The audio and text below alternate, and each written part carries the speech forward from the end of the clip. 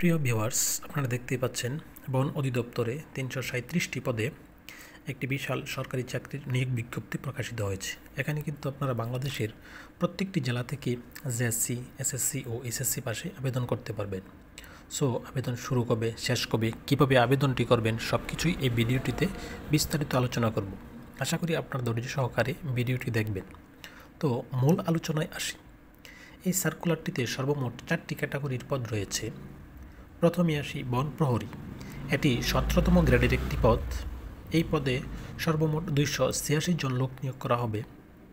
কোনো স্বীকৃত বোর্ড হইতে উচ্চ মাধ্যমিক সার্টিফিকেট বা সমমান পরীক্ষায় উত্তীর্ণ এবং সেই সাথে উচ্চতা 163 সেন্টিমিটার ও বুকের মাপ 76 সেন্টিমিটার হতে হবে। এখানে আরেকটি বিষয় অত্যন্ত গুরুত্বপূর্ণ। এই প্রত্যেকটি পদের ক্ষেত্রেই যাদের বয়স 1/1/2025 তারিখে সর্বনিম্ন 18 বছর এবং সর্বোচ্চ 32 বছর, তারাই প্রত্যেকে এই নিয়োগ বিজ্ঞপ্তিতে আবেদন করতে পারবেন। এরপরে হবে স্পিডবোট ড্রাইভার। এটি 16তম গ্রেডের একটি পদ। এই পদে সর্বমোট 13 জন লোক নিয়োগ করা হবে।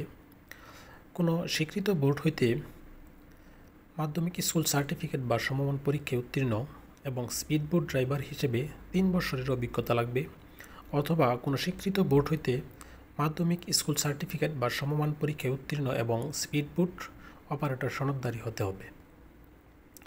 এরপরে হবে গাড়ি চালক। এটি 16তম গ্রেডের একটি পদ। এই পদে সর্বমোট 25 জন লোক নিয়োগ করা হবে।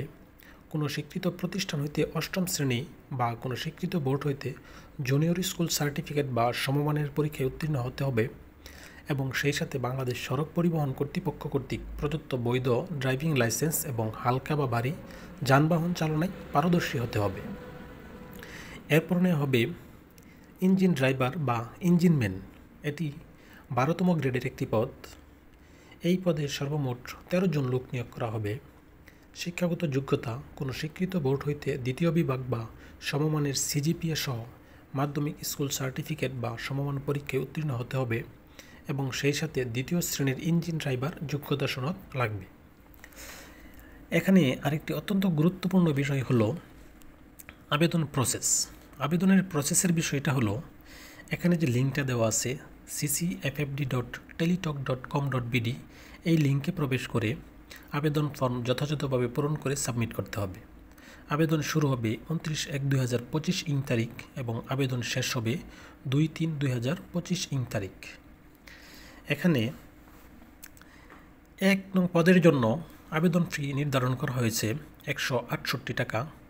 2 ও 3 নং পদের জন্য আবেদন ফি নির্ধারণ করা হয়েছে 112 টাকা এবং 4 নং পদের জন্য আবেদন ফি নির্ধারণ করা হয়েছে 56 টাকা, যা আবেদন সাবমিট করার ঠিক 72 ঘন্টার মধ্যে এখানে দেওয়া নিয়ম অনুসরণ করে শুধুমাত্র টেলিটক সিমের মাধ্যমেই পরিশোধ করতে হবে। অন্য কোনো সিমের মাধ্যমে পরিশোধ করার কোনো সুযোগ নেই। তো ভিউয়ার্স, এই ছিল আজকের বিস্তারিত আলোচনা। তারপরে যদি আপনাদের কারো কোনো প্রশ্ন থেকে থাকে তাহলে অবশ্যই কমেন্টে জানাবেন, উত্তর দেওয়ার চেষ্টা করব। তো ধন্যবাদ।